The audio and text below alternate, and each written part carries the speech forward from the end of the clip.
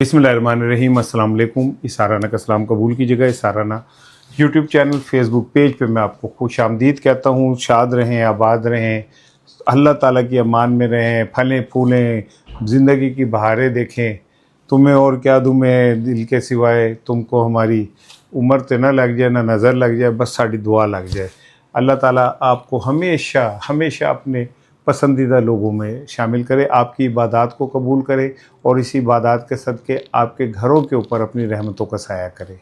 आपकी आल औलाद, आपके प्यारे, आपके अहले खाना, आपके इर्द गिर्द जो लोग हैं, अल्लाह ताला उनके ऊपर अपनी खुसूसी रहमत फरमाए और आप एक पुरसकून शादमान सी ज़िंदगी गुजारें।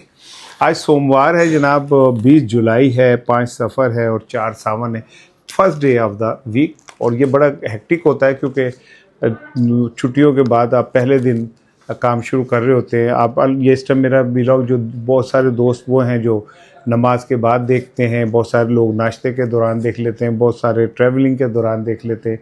तो मैं आपको सुबह बखैर कहता हूँ, गुड मॉर्निंग कहता हूँ, सुबह जो सलाम कहता हूँ, जी आया नू बखैर रागले। अल्लाह ताला बस आप पे रहम फरमाए, करम फरमाए। 3 आज के जो अहम तरीन टॉपिक है ना वो बड़े, एक तो ये कि क्या मौलाना साहब अब पॉइंट ऑफ नो रिटर्न पे चले गए, और अगर वो पॉइंट ऑफ नो रिटर्न पे गए तो कोई भी चीज़ बग़ैर कैलकुलेशन के नहीं खेलते।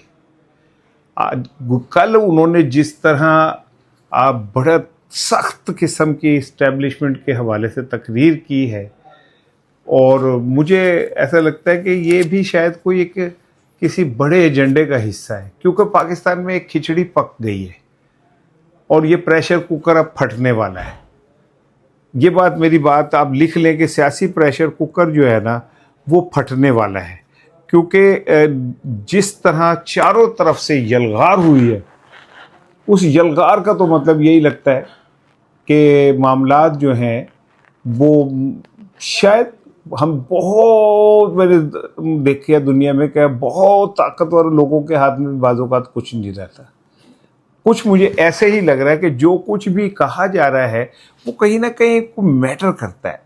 दूसरी बात यह है कि एक बड़ी अजीब सी खबर आई, बड़ी बहरहाल उसकी वजाहत आगे के आई, और अभी तहकीकात तो होंगी तो पता चलेगा कि क्या अता तारड़ साहब पे कल इस्लामाबाद में कोई कातलाना हमला हुआ है या फायरिंग हुई है।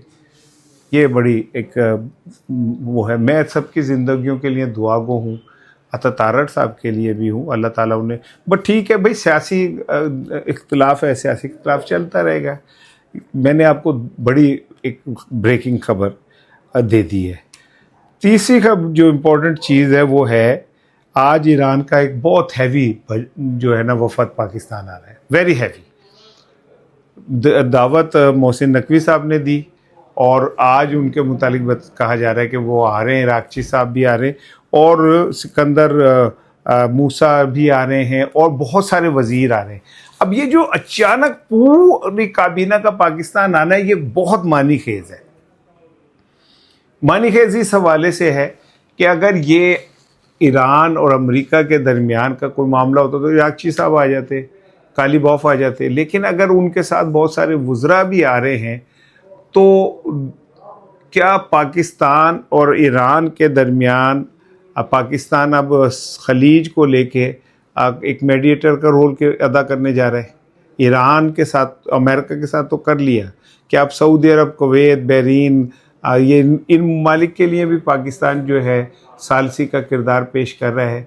और हो सकता है कि इस मुलाकात के अंदर इस रीजन और इस खित्ते के हवाले से कोई बड़े डिसीजन आ जाएं।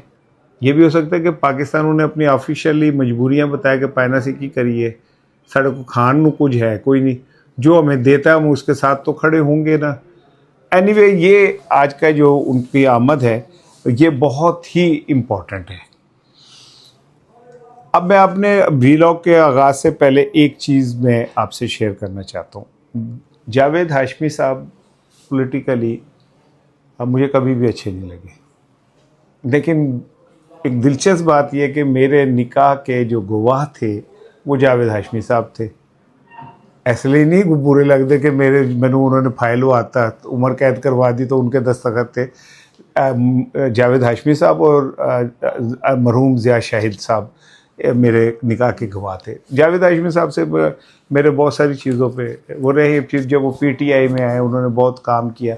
उसके बाद उन्होंने पीटीआई को बड़े गलत मौके पे छोड़ा, नून लीग में चले गए।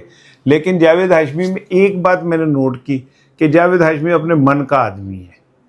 उसे जो चीज़ सही लग रही है वो कर जाता है, चाहे उसका नुकसान हो या फ़ायदा हो। उनके ऊपर बिजली चोरी का मुकदमा हो गया और उनके शायद दामादों पे भी हो गया। अब ये जावेद हाशमी पे हो रहा है, जिसे मैं पाकिस्तान का द मोस्ट क्रेडिबल पॉलिटिशियन करार देता हूँ। और उनके घर में जिस तरह जो कुछ भी हुआ, उसके बाद जावेद हाशमी ने जो ट्वीट की है वो ट्वीट में यह पढ़ नहीं सकता, क्योंकि मौलाना फजलुर रहमान को कोई कुछ नहीं कह सकता और असी फंसना नहीं चाहते। लेकिन जावेद हाशमी ने जिस तरह नाम ले लेके इस्टेब्लिशमेंट के लोगों के नाम ले लेके उनके ओहदों को ले लेके गुफ्तगू की है, वो बड़ी खौफनाक है। और यहीं से वो जो सियासी हलचल है, इसका एक पॉइंट रखिए अपने पास। ये वाला मैंने आपको एक पॉइंट बता दिया है। दूसरा इम्पोर्टेंट पॉइंट जो है वो है मौलाना फजलुर रहमान साहब। मैं अभी आऊँगा अल्लाह आपका भला करे अता तारड़ साहब की तरफ। लेकिन जो दूसरा पॉइंट है वो बड़ा इम्पोर्टेंट है, और वो ये है कि कल मौलाना फजलुर रहमान ने एक बार फिर खिताब किया और इस्टेब्लिशमेंट का नाम ले लेके उन्होंने खुल के स्ट्रेट फॉरवर्ड फायरिंग की। उन्होंने तो यहाँ तक भी इल्ज़ाम लगा दिया कि जी सियाचिन में जो है आप लोग हमारे शोधा की मैयतें नहीं लेने गए और इंडिया ने हमारे तरीके मुसलमान तरीके से उन्हें दफनाया। बहुत सारी और बातें भी उन्होंने की। मुझे ऐसा लगता है कि मौलाना फजलुर रहमान कोई एक गेम ऐसी भी है कि कहीं ऐसा तो नहीं कि फ्रस्ट्रेशन जो है वो कहीं और भी बढ़ गई हो और मौलाना फजलुर रहमान साहब किसी की तर्जुमानी कर रहे हो या उनके बिहाफ पे खेल रहे हो। इतनी बड़ी गेम तो है नहीं कि बंदा खेल सकता। लेकिन या मैं एक चीज़ कैटेगोरिकली क्लियर कर दूँ, मैं खुदा वादा उला शरीक की कसम पाकिस्तान के नाम पे जिसने कुर्बानी दी, उसे एक छोटा सा चीरा भी आया ना पाकिस्तान के लिए, मैं उसको सलाम करता हूँ, मेरा हीरो है। वो माओ के बच्चे जिनकी शादी एक माँ वो होता है, वो बॉर्डर पे जाके अपनी ज़िंदगी की कुर्बानी दे देते हैं। छोटी बात नहीं है, हो ही नहीं सकता। मुझे ये पता चल जाए ना इस गली से कुत्ता पड़ जाएगा तो मैं वो गली चेंज कर लेता हूँ। उन्हें तो ये सब पता होता है कि यहाँ पे पता नहीं कितने कुत्ते हैं जो हम पे पड़ने के लिए तैयार है, लेकिन वो अपनी जान हथेली पे ऐसे लेके और वो पाक वतन का दिफा करते। मेरे लिए मैं सारी ज़िंदगी भी बोलता रहूँ, आप मुझे कहते हैं मैं जहाद करता हूँ, मैं सारी ज़िंदगी भी बोलता रहूँ, मेरी सारी ज़िंदगी की गुफ्तगू उस शहीद के कतरे के बराबर नहीं है। मैं उनके साथ खड़ा हूँ। लेकिन मौलाना फजलुर रहमान साहब जो कुछ कह रहे हैं वो कुछ और कह रहे हैं। वो टारगेट ही कुछ और लोगों को कर रहे हैं और वो टारगेट क्लियर है वो कि उनका हदफ कौन है। जैसे उन्होंने कहा कि मुझसे कहते हो माफ़ी मांगू, माफ़ी तुम्हें मुझसे मांगनी चाहिए। तुमने मेरे शोधा की तौहीन की है, तुमने कौम के शोधा की तौहीन की है। अब ये बड़ी स्ट्रेट फॉरवर्ड ठा किस्म की फायरिंग है ये, और उस पर चलते हुए तीर का काम किया जनाब अली जावेद हाशमी ने, जिन्होंने जनाब अली इतने सख्त किस्म की ट्वीट की। अब ऐसा लग रहा है कि ये जो हम नौरीन साहिबा के खिलाफ एक प्लान कर रहे थे वो उदो को तो वक्त का मैथी पे गया। आप नौरीन साहिबा के एक जुमले की बात कर रहे थे, नौरीन साहिबा ने जो भी कहा जंगों के हवाले से और जो भी, तो वो तो ख्वाजा आसिफ भी इस तरह की फजूल बात करते रहे हैं। ना मैं ख्वाजा आसिफ के साथ ना मैं नौरीन साहिबा के साथ, लेकिन ये कोई पहली दफ़ा तो नहीं हो रही। नवाज शरीफ ने पता नहीं क्या क्या कहा कि तुम अपने पैसों से टैंक बना के दिए और यूँ करके दिया और तुमने हमारे साथ क्या किया। मेरे लिए सिलसिला एक दफ़ा रुकना चाहिए और दोनों तरफ से ही रुकना चाहिए। कोई इस तरह की सिचुएशन होनी चाहिए। बहरहाल कल मौलाना ने बड़ी दिलचस्प बात बताई। उन्होंने नाम तो नहीं लिया ताहिर अशरफी साहब का, लेकिन उनका नाम लिए बगैर उन्होंने जो गुफ्तगू की, तो ये एक क्लिप है, ये आप ज़रा देखिए, फिर मैं आपको बताता हूँ, ज़रा आप इसे भी इंजॉय कीजिए। एक मौलवी साहब अगले दिन रात को एक खाने पर मेरे साथ बैठा है, मुझे मुबारकबाद भी दे रहा है जलसे की, और अगले दिन रो रहा है। अब मौलाना साहब क्या कहते हैं, ज़ाहिर हैं तो एक तरबियत हुई हुई है ना उनकी एक, तो उसमें उनके पास बजला संजी सारा कुछ मौजूद है। लेकिन मैंने अपने इस व्लॉग में एक बारीक जुमला कह दिया, अगर आप लोगों को समझ आ जाए। मुझे ये लग रहा है ये लड़ाई कोई और ही है जो चल रही है। बहरहाल मेरी इस बात को आने वाले वक्त में आपको समझ आ जाएगी। अभी मैं प्रीमेच्योर बात कहना नहीं चाह रहा, लेकिन काम कोई बढ़ाइएगा। इससे ज़्यादा मैं नहीं कहूँगा। सियासी प्रेशर कुकर जो है वो सीटियाँ मारनी शुरू हो गया है, फट सकता है। और इस बात का अंदाज़ा अब इर्द गिर्द बैठे हुए सब लोगों को हो गया कि ये प्रेशर कुकर फट जाएगा। लिहाजा इससे पहले कि ये प्रेशर कुकर फटे, हमें ऊपर की सीटी उतार देनी चाहिए, ताकि इसके अंदर से जो कैथारसिस है ना प्रेशर कुकर का, वो हो जाए। अब ये मुझे नहीं पता कि सीटी उतारने पे कोई तैयार होता है या नहीं, लेकिन प्रेशर कुकर फट जाना है। क्योंकि जिस तरह से मौलाना फजल रहमान ने जितनी हैवी जंग शुरू कर दी, जावेद हाशमी जैसे सीजनल एक क्रेडिबल, जावेद हाशमी के ऊपर करप्शन का कोई इल्ज़ाम नहीं, वो कितनी वजारतें उसने की है, करप्शन का एक इल्ज़ाम नहीं है। और उसके ऊपर अगर आप बिजली चोरी का मुकदमा कर रहे हैं, तो इससे साफ नज़र आ रहा है कि आप उसके आगे हार चुके हैं। इससे छोटी हरकत कोई नहीं हो सकती। दूसरी जानिब पीटीआई है, अलीमा खानम जितनी तेज़ी से खेल रही हैं, जितनी तेज़ी से उनकी जो रैलीज़ हैं वो बढ़ रही हैं, उतनी तेज़ी से ही फ्रस्ट्रेशन कहीं और भी बढ़ रही है। वो फ्रस्ट्रेशन जो बढ़ रही है, फजल रहमान साहब की तरफ से प्रेशर जो बढ़ रहा है, पीटीआई पीपल्स पार्टी वाले आहिस्ता आहिस्ता उनके तलखी आती जा रही कि अगर आज़ाद कश्मीर के अंदर उनकी हुकूमत ना बनी, तो फिर आप समझ लें कि पीपल्स पार्टी जितनी मर्जी डरपोक हो, वो ज़रूर रिएक्ट करेगी। मतलब इतने भी डर, होता क्या है मैं आपको बताऊं, एक तगड़ा बंदा है ना, उससे सारे डरते हैं। ये एक जो हुकूमत है एक पहलवान है, लेकिन जब एक बंदा उसे मुसलसल पीटीआई चैलेंज करे जा रही है और वो मार खा रही है, बाकी लोग भी सहमे हुए, अचानक पीटीआई जैसा कोई बंदा हुकूमत के गिरेबान तक हाथ पहुँचा देता है। इधर से एक दो बंदे और आते हैं, वो बोलना शुरू कर देते हैं, इधर से दो बंदे, तो वो जो कमज़ोर लोग होते हैं ना, उनको भी हिम्मत मिल जाती है बात करने की, वो अपना हिसाब चुकाने के लिए तैयार हो जाते हैं। तो सेम केस इस दौर के अंदर हो चुका है। आने वाले दिनों में पीपल्स पार्टी भी आपको जो है अलहदा होती नज़र आएगी। यही वजह है कि अब जो इस सिस्टम को चलाने की कोशिश कर रहे हैं, वो इस्तेकाम पार्टी के ऊपर हाथ रख के उसे चला रहे हैं। लेकिन अलीमा खानम जितनी तेज़ी से काम कर रही हैं, उन्होंने तो अब सीधी सी एक बात कर दी है। ये जो आज़ाद कश्मीर के हवाले से मैं एक और बात बताऊं कि अभी एक लड़ाई और भी होनी है। वो लड़ाई है गिलगित बल्तिस्तान की, कि वहाँ गवर्नर किसका होगा। नून लीग का कहना यह है कि जी चूँकि हुकूमत पीपल्स पार्टी की है, तो गवर्नर हमारा होना चाहिए, जो कि इनका आपस में तयशुदा काम है कि भाई दोवें रल के खावांगे, ठीक है, तो गवर्नर हमारा होना चाहिए। जबकि इस्तेकाम पार्टी वाले बीच में आ गए, वो कहते हैं जी क्यों, हम भी गवर्नर, हमें दे गवर्नरशिप, नहीं तो फिर हम भी यहाँ पे सिस्टम नहीं चलने देंगे। वहाँ पे जो क्या कहते हैं, नून लीग चाहती है कि वो मोहम्मद इमरान जो साबिक वज़ीर है उनको गवर्नर बनाए, जबकि गुलबर खान जो हैं वो पोटेंशियल कैंडिडेट हैं गवर्नरशिप के, और वो कहते हैं मेरी उत्ते गल भी हो गई है तो मेरा हक है। यहाँ एक नई लड़ाई भी अभी होनी है।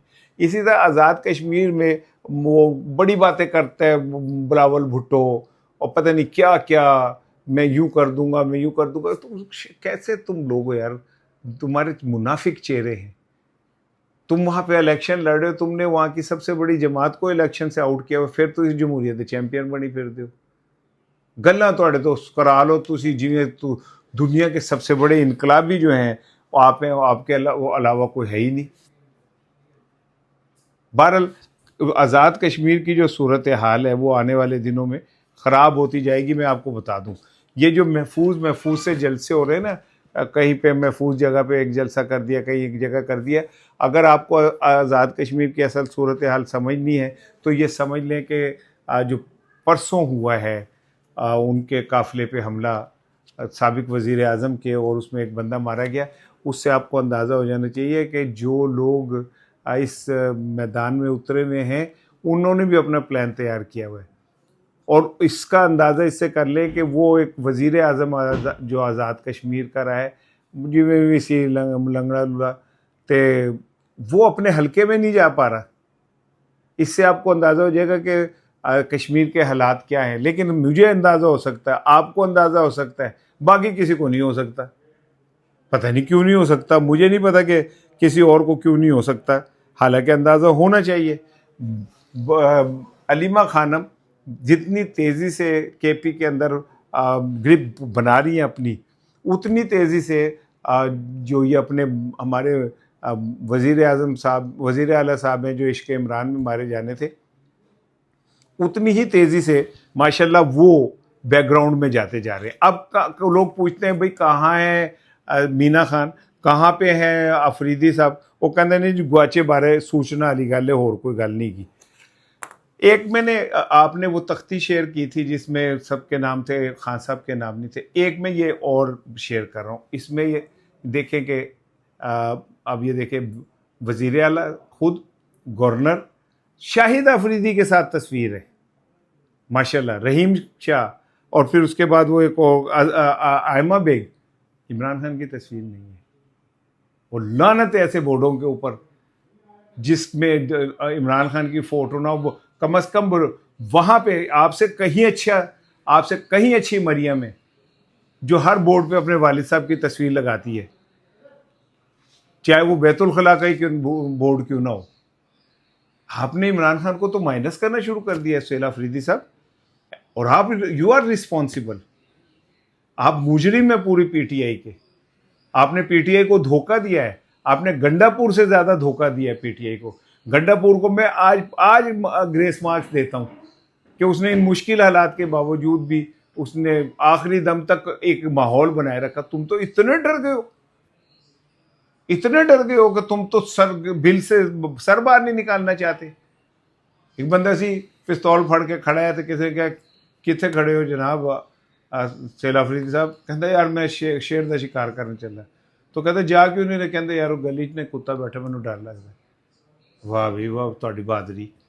और आप इमरान खान को माइनस करने, मैं समझता हूँ कि इससे बड़ी एहसान फरामोशी कोई नहीं हो सकती कि जिसके जूतियों के तुफैल आप ये सब कुछ बने, आप उसको इस तरह इग्नोर कर दें। अच्छा जी, अब आ जाए आखिरी चीज़। हमारे आसिम नसीर साहब जो हैं वो हमारे दोस्त हैं, सहाफ़ी हैं, हम के अंदर वो हैं, मेरा ख्याल ब्यूरो चीफ़ हैं, उससे पहले समा में थे, हुकूमत के बहुत करीब हैं, और मेरा ख्याल है उन्हें कोई मुशीर का ओहदा भी मिला हुआ है वज़ीर आज़म के, मुझे जहाँ तक याद पड़ता है उन्हें मिला हुआ है। तो आसिम नसीर साहब बहुत करीब हैं हुकूमती हलकों के, और अता तारड़ साहब के बहुत ज़्यादा करीब होंगे। ज़ाहिर सहाफ़ी हैं, वज़ीर आज़म के मुशीर का भी ओहदा मिला हुआ है, तो अता तारड़ से तो उनकी यारी की। उनको एक मैं ट्वीट देख रहा था, उस ट्वीट में उन्होंने कहा कि जी इस्लामाबाद में कोई लड़का जो था वो गाड़ी चला रहा था बड़ी तेज़ी से, और उसने बाहर निकल के हाथ निकाल के फायरिंग की। ये बात यहाँ तक है। इसके आगे आता तारड़ साहब का मौक़िफ़ था कि उसने मुझ पे फायरिंग नहीं की, लेकिन वो तेज़ी से गाड़ी चलाता हुआ फायरिंग करता हुआ चला गया, मुझ पे कोई ऐसा हमला नहीं हुआ। अब ये मैंने मीनोयन आपको बता दिया आसिम नसीर साहब ने क्या कहा है और अता तारड़ साहब का क्या कहना है। अल्लाह ताला सबको महफूज रखे, लेकिन ये इसमें तशवीश वाली बात तो है कि इस्लामाबाद जैसे महफूज शहर में अगर एक मिनिस्टर, और मिनिस्टर भी वो सान मिनिस्टर जो वड्डा तरीन मिनिस्टर जो साड़ी इंडस्ट्री का सब तो बड़ा मिनिस्टर है, उनकी मौजूदगी में फायर हो और माहौल ऐसा बने कि जैसे कोई पता नहीं क्या हुआ है, तो ये तो बड़ी खौफनाक बात है। अल्लाह ताला अता तारड़ साहब को महफूज रखे। वो जिन भाई हमारा क्या, तो हम तो दुआ ही दे सकते हैं, दुआ दे रहे हैं। अस्सलाम वालेकुम।